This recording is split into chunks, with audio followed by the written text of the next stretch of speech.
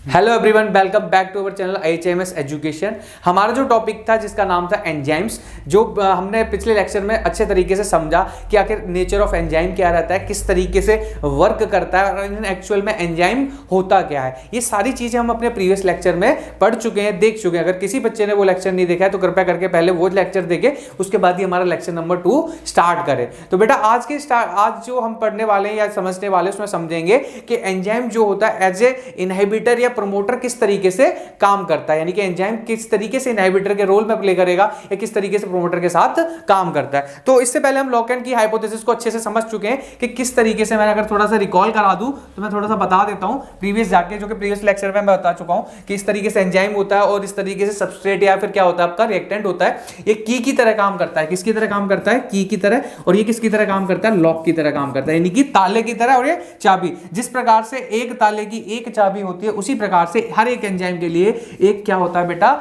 Reactant होता है या फिर सबस्ट्रेट होता है जो कि स्पेसिफिक होता है। कैसा होता है? स्पेसिफिक। ये दोनों आपस में आते हैं, ये इंटरमीडिएट यानी कि कॉम्प्लेक्स बनाता है, उसके बाद एंजाइम दूर हो जाता है, प्रोडक्ट का फॉर्मेशन कर देता है। इस प्रकार से एंजाइम क्या करता है? वर्क करता है। क्या करता है?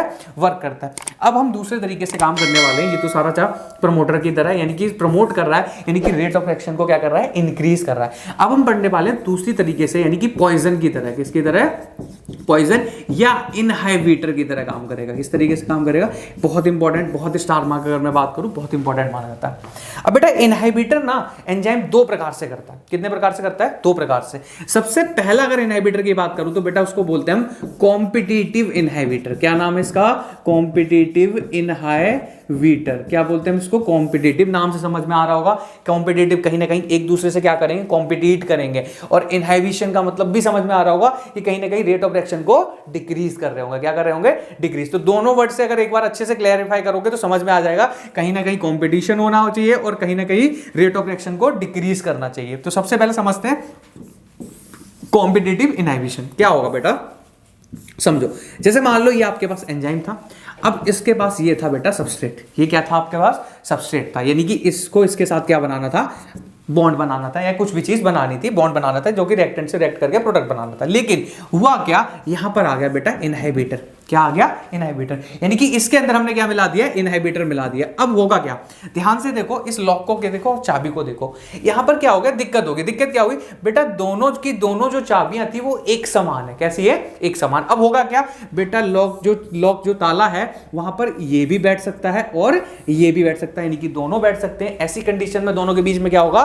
कंपटीशन होगा। क्या होगा? कंपटीशन। जब दोनों के बीच में कंपटीशन होगा तो जाहिर सी बात है या तो ये बैठेगा या फिर ये बैठेगा। अगर ये बैठता तो अच्छा खासा प्रोडक्ट बनता, लेकिन अगर ये बैठ गया, कौन बैठ गया? ये, तो ये रिएक्शन नहीं होने देता, यानी कि सबस्ट्रेट को एंजाइम से बाइंड नहीं होने देता। अगर सबस्ट्रेट एंजाइम से बाइंड नहीं होगा तो प्रोडक्ट फॉर्मेशन देखने को नहीं मिलेगा। यही कारण है कि ऐसी कंडीशन में प्रोडक्ट देखने को नहीं मिलता, क्योंकि इनहिबिटर जीत जाता है और इनहिबिटर इससे क्या हो जाता है? बाइंड कर जाता है। क्या कर जाता है? बाइंड कर जाता है। कौन बाइंड कर जाता है? इनहिबिटर, जिस वजह से प्रोडक्ट फॉर्मेशन देखने को नहीं मिलता। और इसी प्रकार का जो इनहिबिशन होता है इसको बेटा हम क्या बोलते हैं? Competitive inhibition. अब ऐसी कंडीशन में हुआ क्या? कंपटीशन कैसे आया? क्योंकि इनका सिमिलर शेप या सिमिलर स्ट्रक्चर होने की वजह से जो जगह थी वहां पर इनहिबिटर भी आ सकता था और सबस्ट्रेट भी आ सकता था, जिस वजह से इन दोनों के बीच में क्या हो गया? कंपटीशन। अब एक चीज समझना, अगर इसकी शेप ऐसी होती, ऐसी वैसी भी होती, अगर इसकी शेप, तो कंपटीशन होता? नहीं होता, क्योंकि शेप ही अलग हो जाती। लेकिन यहां पर शेप बिल्कुल सेम है, यही कारण था दोनों के बीच में क्या हुआ?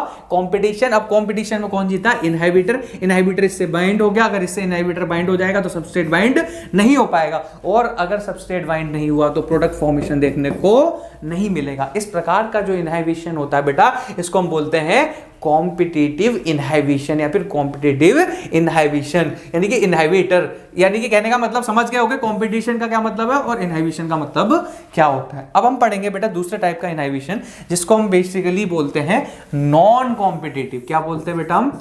Non competitive inhibition. क्या बोलते हैं? Non competitive inhibition. ये क्या होता है? नाम से समझ में आ रहा होगा, इनहिबिशन तो यहां भी हो रहा है, यानी कि रेट ऑफ रिएक्शन को डिक्रीज यहां भी हो रहा होगा, लेकिन नॉन कॉम्पिटिटिव है, यानी कि इनके बीच में कॉम्पिटिशन देखने को नहीं मिलेगा। फॉर एग्जांपल, बाई चांस मान लो ये एंजाइम है और ये आपका सबस्ट्रेट था, लेकिन इस बार क्या हुआ कि इनहिबिटर कुछ इस प्रकार से था और ये एंजाइम था। अब ध्यान से देखो, अब समझो बेटा, इस ध्यान में अगर सही से देखोगे तो पाओगे यार सबस्ट्रेट का साइज ऐसा है, की ऐसी है और लॉक ऐसा है। इसका मतलब एक बात तो दिमाग से क्लियर है कि भाई यही है इसकी चाबी, ये तो नहीं होने वाली, ऐसा तो नहीं है ना सिर्फ, ये तो कंफर्म है ये इसकी चाबी नहीं होने वाली।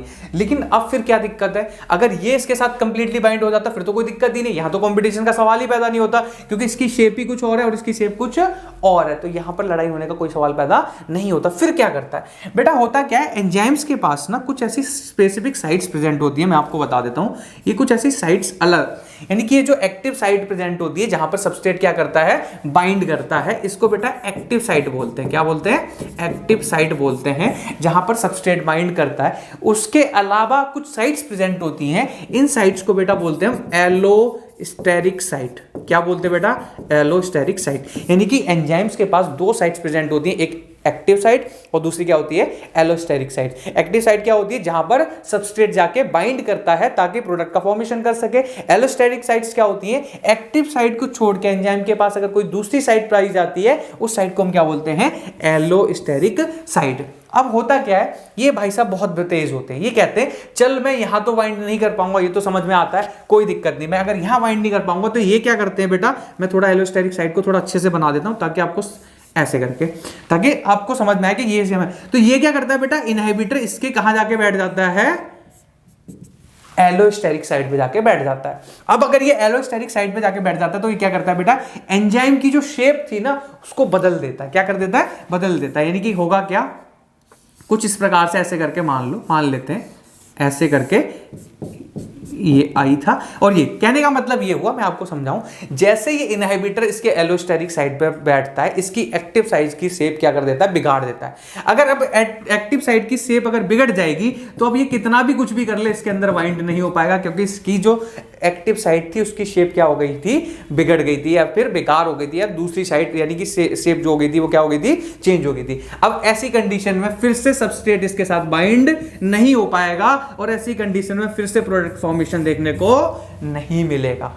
इस प्रकार के जो इनहिबिशंस होते हैं, इनहिबिशन को बेटा हम क्या बोलते हैं, नॉन कॉम्पिटिटिव इनहिबिशन। जहां पर देखो ध्यान से, इन दोनों के बीच में कोई कंपटीशन नहीं है। क्यों कंपटीशन नहीं है? क्योंकि दोनों की शेप क्या है, डिफरेंट है। शेप क्या है, डिफरेंट। जब शेप डिफरेंट होगी तो जाहिर सी बात है कि कंपटीशन होने का कोई सवाल नहीं होता। लेकिन कितना टैलेंटेड बंदा है, इसने कहा चल कोई नहीं, मैं यहां नहीं बैठ सकता तो क्या हुआ, मैं इसके पीछे जाके बैठ गया और मैंने क्या किया, तेरा जो शेप थी वही मैंने चेंज कर दी कि ले अब तू भी नहीं बैठ पाएगा। और सबस्ट्रेट अगर बाइंड नहीं हो पाए तो ऑब्वियस वाली बात है, प्रोडक्ट फॉर्मेशन देखने को नहीं मिलेगा। इसी प्रकार से इसको हम क्या बोलते हैं बेटा, नॉन कॉम्पिटिटिव इनहिबिशन। वर्ड को तोड़ोगे अपने आप समझ जाओगे कि नॉन कॉम्पिटिशन क्यों कह रहा हूं, क्योंकि शेप दोनों की क्या है, डिफरेंट। इनहिबिशन क्यों बोल रहा हूं, इन द एंडिंग चाहे कुछ भी सही, सबस्ट्रेट एंजाइम के साथ बाइंड नहीं हो पा रहा, और सबस्ट्रेट एंजाइम के साथ बाइंड नहीं होगा तो प्रोडक्ट फॉर्मेशन देखने को नहीं मिलेगा। तो इस प्रकार की जितनी भी प्रोसेस, यानी इस प्रकार का जो भी इनहिबिशन होता है, इसको हम क्या बोलते हैं, नॉन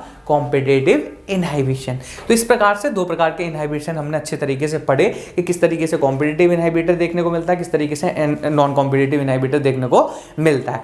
अब हम अपने नेक्स्ट लेक्चर में मिलेंगे, लेक्चर नंबर 3 में। अभी हमने जैसे ये पढ़ा, इसके बाद हमारा थोड़ा सा रह रहा है नेचर, किस तरीके से एंजाइम की क्या स्पेसिफिसिटी होती है, एंजाइम्स किस तरीके से, क्या पीएच डिपेंडेंट होता है, क्या टेम्परेचर डिपेंडेंट होता है, इसे हम अपने नेक्स्ट लेक्चर में पढ़ेंगे। तब तक के लिए bye bye and take care, thank you.